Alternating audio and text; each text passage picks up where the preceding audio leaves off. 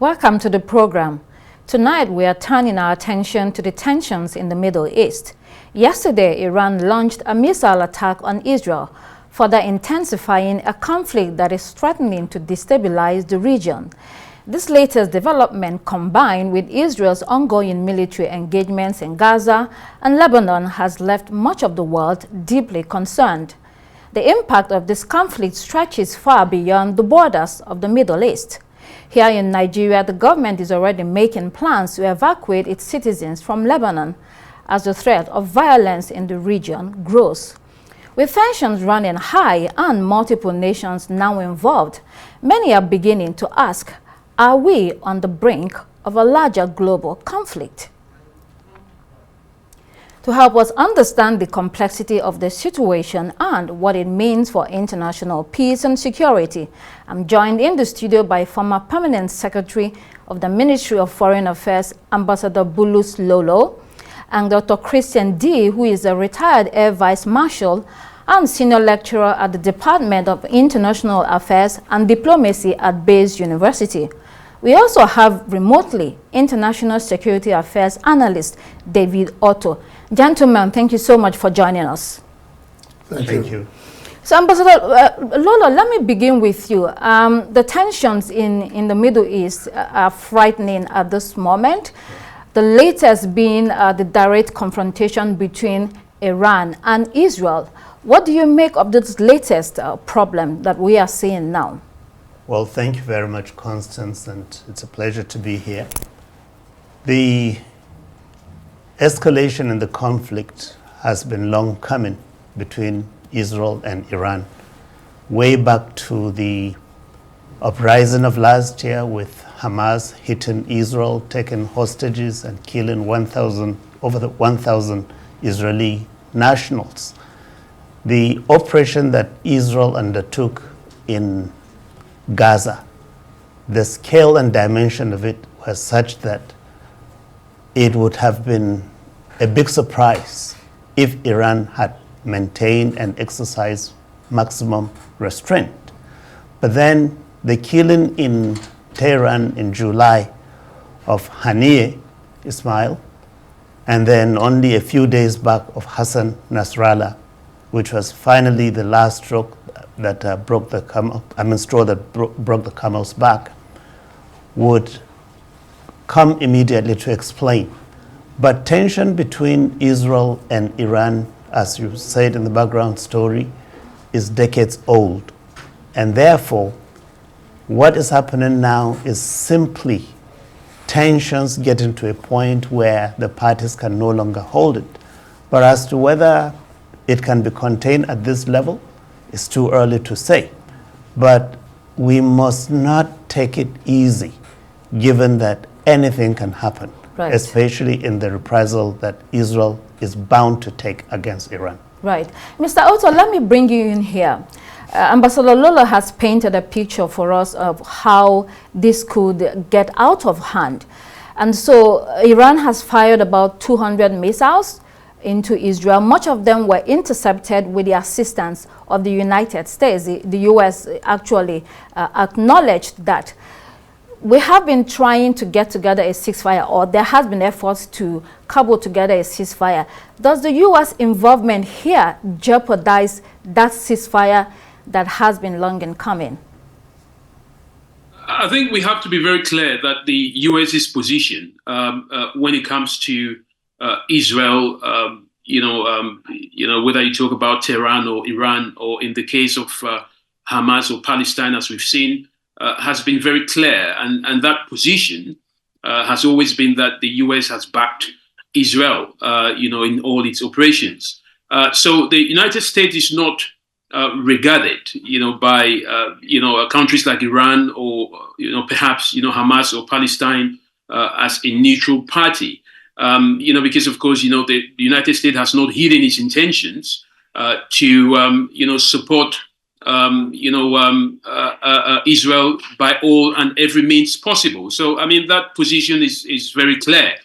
So it is very difficult. I mean, even when you talk to United States officials, they make it very clear that their aim is to ensure that Hamas does not exist. Even though they will then talk about the fact that they've called in Hamas for any ceasefire agreement, but the U.S. is quite clear in its position, especially when it comes to Hamas. But I think what has triggered the escalation, which is very important, is the fact that Israel and the U.S. have not been able to establish what has been called to be the permanent solution to the crisis that has erupted for centuries between Hamas, Palestine, and Israel, and that crisis has been as a result of the fact that both sides have failed to recognize a two-state a solution, and that two-state solution is what led to the October 7th incident, which of course we are now seeing it being escalated along the Middle East, with of course Lebanon getting involved through Hezbollah, and of course the Houthis in Yemen, and now we've seen some of the assassinations targeted that Israel has carried out, some in Tehran, some of course in Damascus. Lastly, when the Iranian embassy was bombed, and then of course Tehran launched Operation True Promise 1, and now they've launched Operation True Promise 2 after the recent assassinations. That tells you that what we're experiencing now is beyond just one party, and this is beyond US's grasp, because in some instances the US has made it very clear that some of the actions, especially operational or tactical actions that that Israel has carried out, has not been informed. The US was not informed by it, but it's quite difficult for us to place any kind of lasting solution in the hands of the US, because they are not seen for matters of emphasis as a neutral party. Mr. Otto has just said that this is beyond the US. At the same time, it is a party that is heavily involved. How do you see its role? Is it mitigating the conflict, or is it exacerbating the instability in that region? Thank you very much for having me. We cannot say that Israel is exacerbating the situation of... No, I'm talking about the US, the United States' role in that region. The United States tries to be a stabilizer in the region. They recall that they have also, been talking to Israel not to retaliate heavily. In that region, Iran, assembled these groups, and they call themselves the axis of resistance to Israel. And so, like the others have said, it's been decade-old conflict, and the whole thing settles around the Palestinian question, whether there should be a two-state solution or not. And Israel was attacked on the October the 7th last year, and that was on the 7th. Immediately after that, on the 8th, Hezbollah from Lebanon launched another barrage of attacks on Israel, and they have been constantly launching attacks since then. So if you look at it, these attacks were not just cosmetic attacks. These were attacks that are meant to destroy the Israeli population.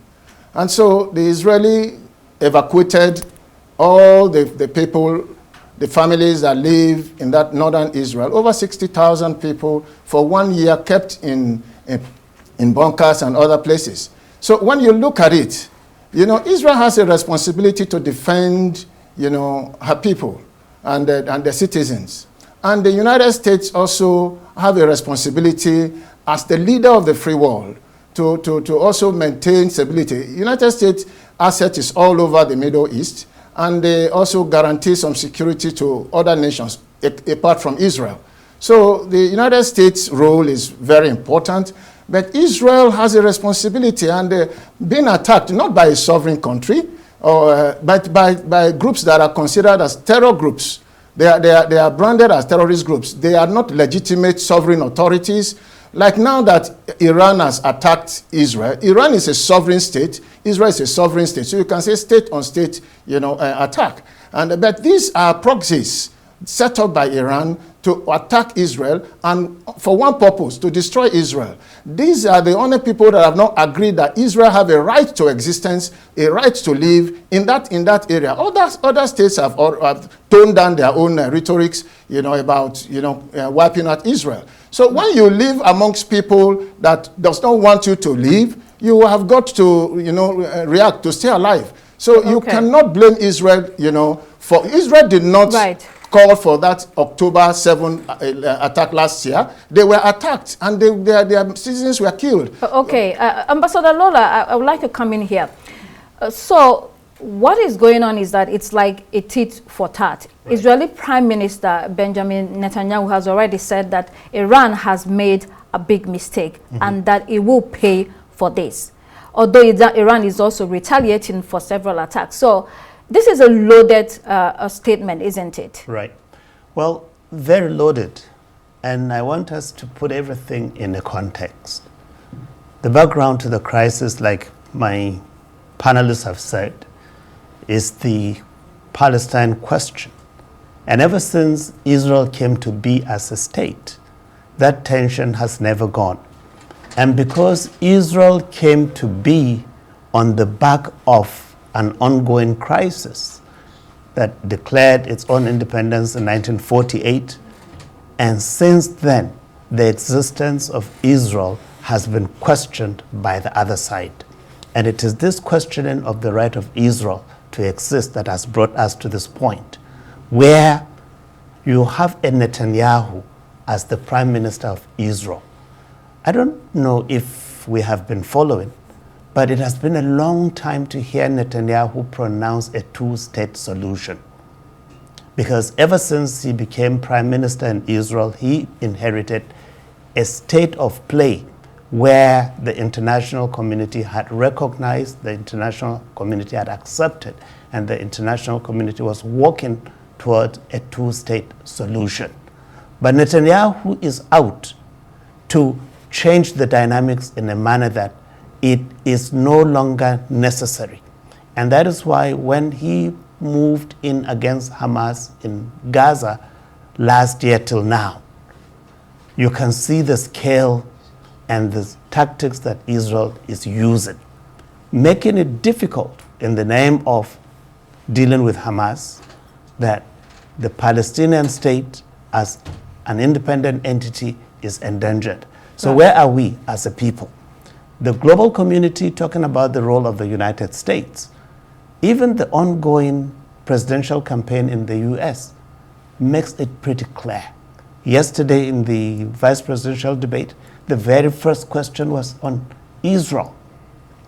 Who is it in America that will sacrifice Israel? Nobody.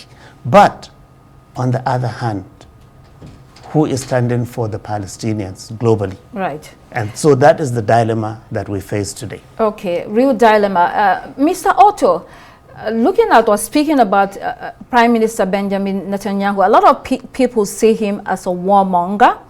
And Ambassador Bulus just mentioned that two-state solution, which seems has been shoved aside. Do you agree that he is indeed a warmonger, although his supporters will say that he is simply defending the right of Israel to exist? I mean, it's not my position to label the Israeli Prime Minister as a warmonger. But what I'll tell you, just like my co-panelists and the ambassador said, we're looking at the failure of both states to recognize each other. Whether it's Israel doesn't want to recognize Palestine, or Palestine doesn't want to recognize Israel. That is the conclusion in which we are now.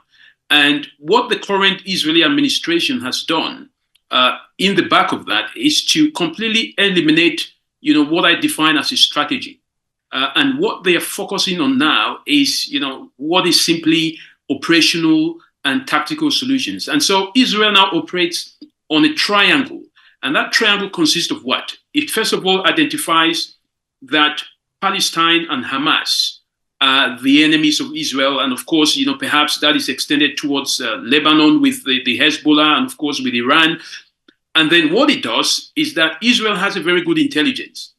It uses that intelligence to then track that enemy down. And that's the first part of his triangle. The second part of that is that Israel makes sure that it has the right opportunity to strike.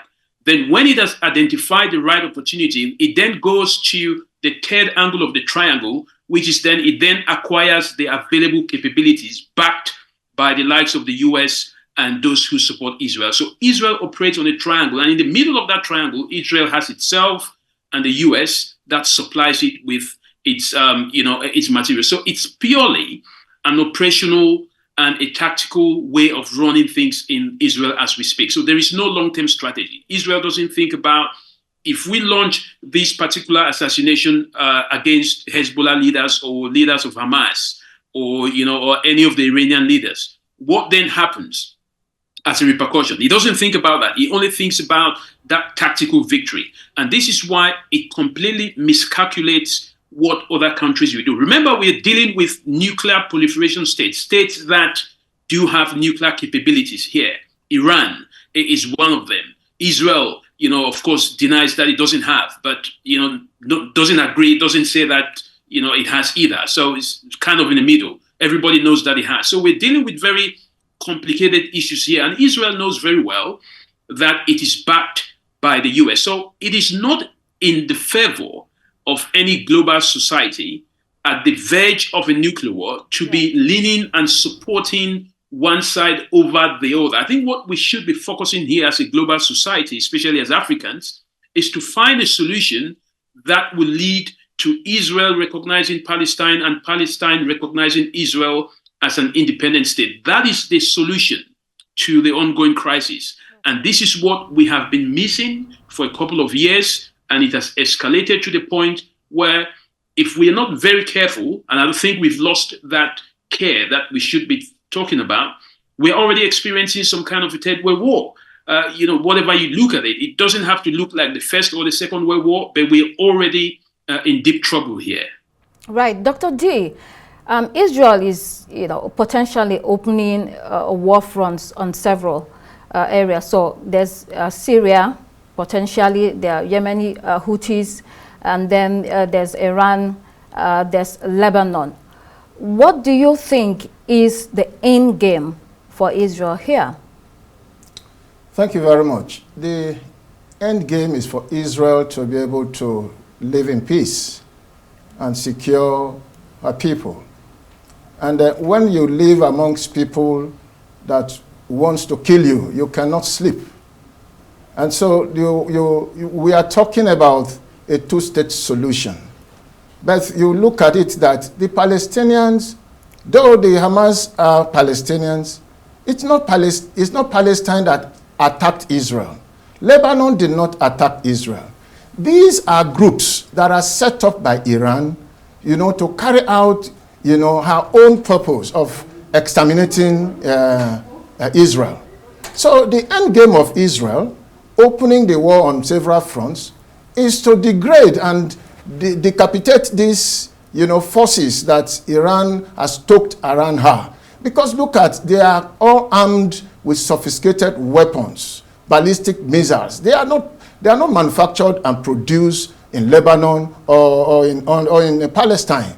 And recall that successive U.S. administrations have attempted this two-state solution. In fact, they came very close, during the Clinton and Obama administration.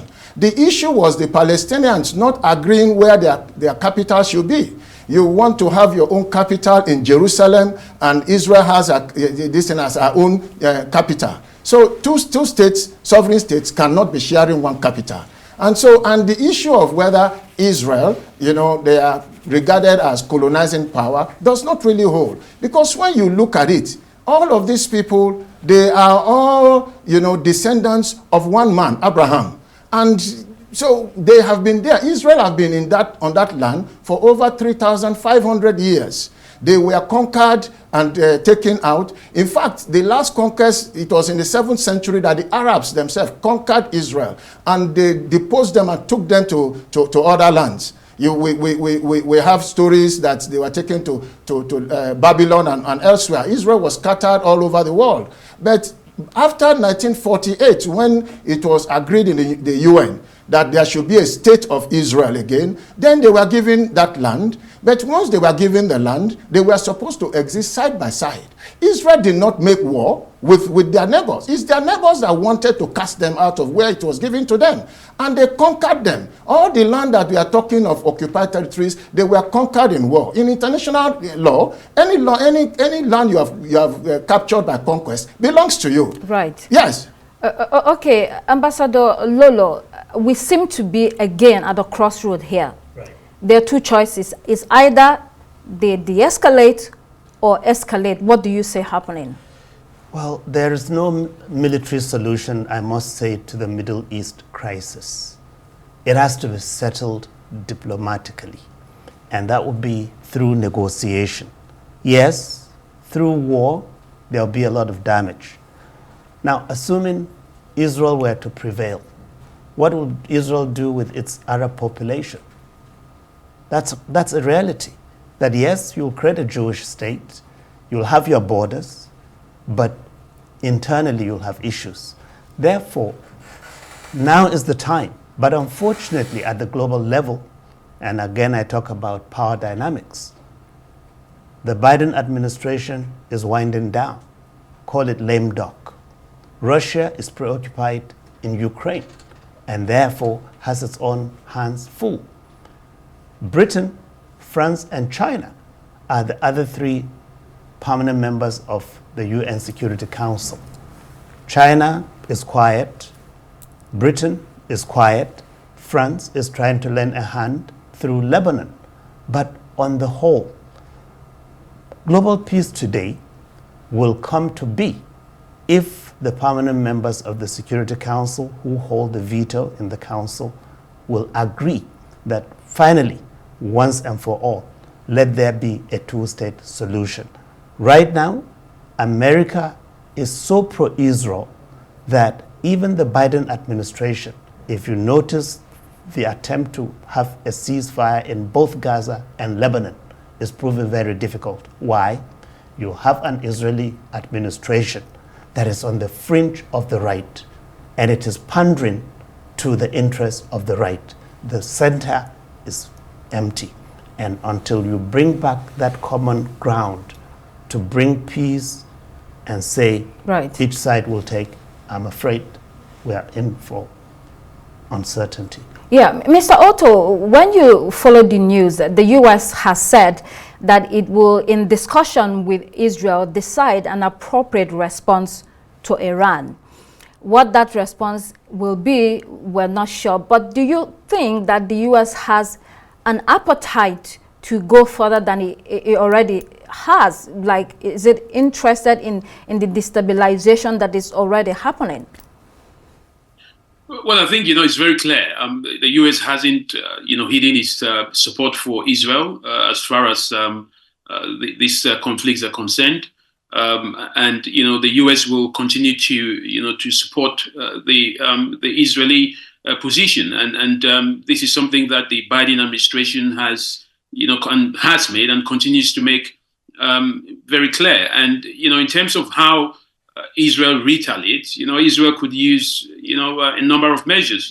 They could also launch missiles into Tehran. But then that has to be, calculated, because, the question is, once they retaliate, Tehran has made it very clear that their retaliation was targeting military positions, and high-profile Israeli, maybe officials, perhaps in those scenarios. But if then Israel decides to retaliate, what then happens? Where does it actually target? Israel has talked about the possibility of hitting some of the nuclear facilities, in Tehran. But again, how many of those does Tehran have? And what would be the retaliation? So what we don't want. And I'm talking about a global society that is, watching, not those that are involved, not the big five, those that are the permanent members of the United Nations Security Council. What a global world doesn't want is further escalation of the conflict. Remember that, these countries, I'm talking about Iran and Israel, they are, of course, they withdrew from the what you call the non-proliferation treaty, which restricts the amount of nuclear power, nuclear war heads that each country can have, and that has led to a scenario where we have to be quite cautious about how each of them retaliates against the other. But the biggest issue, as the ambassador has mentioned, he didn't go deep enough, is that the 5 permanent members, and I'm talking about the United States, China, Russia, of course, the UK and France, the 5 permanent members who hold the veto power, they are the biggest challenge to global peace, because of course they do not want to let the veto power go. At the same time, they are backing different parties through proxies, and in some cases directly. We've seen that in the case of Russia and Ukraine, where the US is directly supporting Ukraine and other members of the other permanent members of the United Nations Security Council. So these are the biggest issues that we are facing. I'm not just talking about the conflict in Israel, not just the conflict in against Russia and Ukraine, but also even the conflict that spills over Africa, like Sudan. So these are very critical issues, and we must, as global members of the society, press on this issue that removing this permanent membership and these veto powers, should be the prerequisite, for global peace and stability. Right, Dr. D, are there any geopolitical implications for the African continent as a fallout of this crisis? Yes, countries in Africa also take sides. There are countries that have, good sentiments and support, Israel. There are countries that support, the Palestine and Iran and other these things. So it has geopolitical implications, because even though we said the Cold War has ended, but we can see a resurgence of the Cold War, where you have people that are sponsoring proxies to fight their wars. It could also boomerang into, to Africa and the African continent. And most of the African countries depend on crude oil for their sustenance, like Nigeria. So if the war there, goes on, full blast, total war, of course it's going to affect, oil production, oil quotas, price of oil, and then that will also affect, the countries that do not produce this, because prices will go higher. It will be good for those who produce, but it will be very bad for those who are not producing. So it has implication. And depending on, our foreign policy is tied to all of these things. So it depends on which party, the countries in Africa, are leading to. So it has geopolitical implications. Right. Ambassador Lolo, when you think about it, Mr. Otto mentioned nuclear proliferation. Let's talk about that. For many years, there have been global efforts to disarm countries. And we have a non-nuclear proliferation treaty, which I think it still exists, but it looks like it's almost dead. With all those wars and all the weapons being produced in the world, do you think that that goal of disarming countries of nuclear weapons is still achievable? It will be achievable if the use of nuclear weapons is completely eliminated. And because we've missed that opportunity, in fact, not too long ago, Donald Trump reminded the world that Russia possesses nuclear weapons. And Vladimir Putin has said if they push the button too far in Ukraine, he will use his weapons. Which is to say, if you are a non-nuclear state today, you are a goner. And it is the nuclear arsenal that has given some people both the appetite and audacity to behave as lawless. And that is why if you go to the Middle East, you can see that even though Iran signed the NPT, is bound by its obligations under the Non-Nuclear Proliferation Treaty, but Iran has violated the NPT so many times. And even right now, its quest to acquire that capability has not diminished. Rather, Iran, even by the present tension, will feel more drawn to acquire that capability. And therefore, disarmament is still an aspiration. But whether it is a goal that can be achieved, I don't see it anywhere happening soon. Right. Mr. Otto, let's continue on that, or let's stay on that. War stokes demand for weapons. It was reported last year that demand for U.S. weapons rose an all-time high because of the invasion of Ukraine. And so there are so many defense conglomerates that also benefit from this. So for instance, General Dynamics, Boeing, Lockheed Martins, Mitsubishi, BAE Systems, and a host of all of them. How do we bring about global peace when humanity sits down to develop weapons that can completely wipe out all of us with the press of a button? How is peace possible? I mean, this was one of the rationale, behind the non-proliferation treaty that was, ratified, of course, in 1970. And you've got to understand the dynamics of international politics here, because it's really tricky. Now, what is interesting is that the 5 permanent members of the current UN Security Council are also the 5 members who actually launched this a non-proliferation treaty. So, and they were the ones, I mean, at the time, of establishing this treaty, the United States, then the US, and of course, Soviet Union, which is currently Russia. These 3 member states, had nuclear weapons, and then of course, France, was still testing theirs. The UK, China and France were still testing theirs at the time. So it's critical to understand that when they established this non-proliferation treaty, in my understanding of it, it was almost like saying, we have the nuclear weapons, we want to stop everyone else from having it.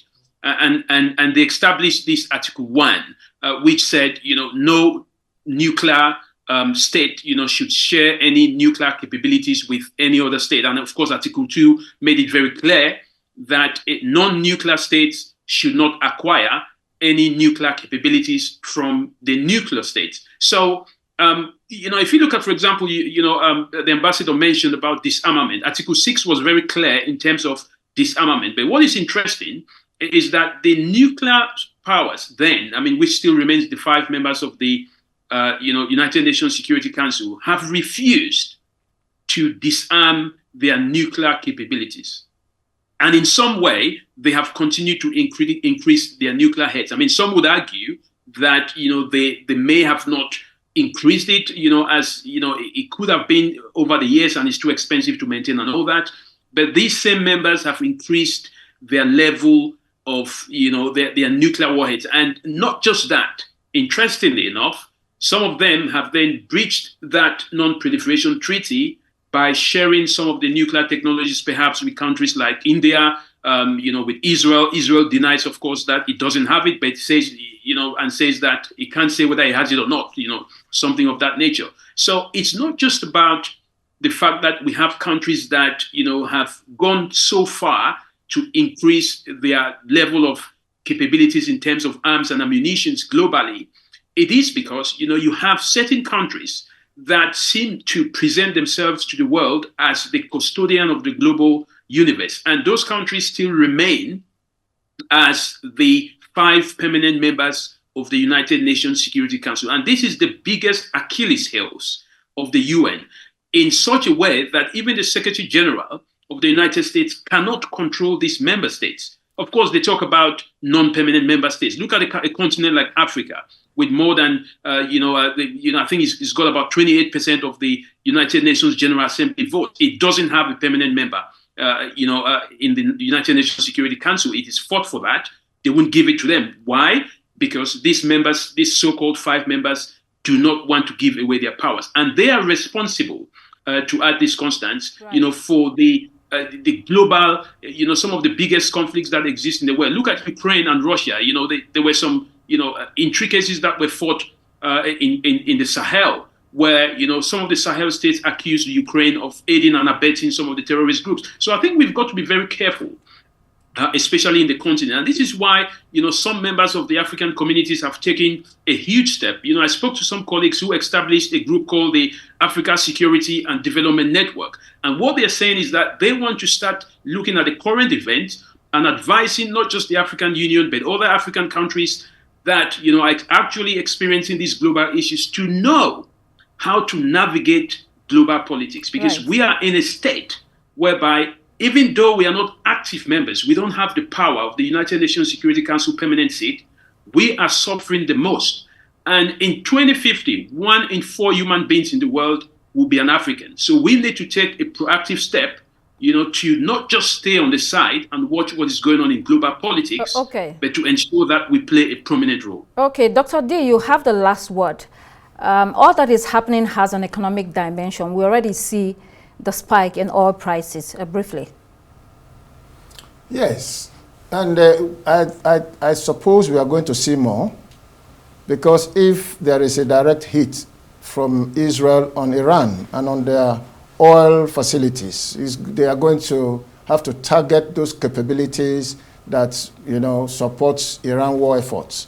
So if you have that direct hit on the oil facilities, and then Iran, through their proxies, block the other, vessels that, carry out the international trade, then we are going to see more spike in the oil prices.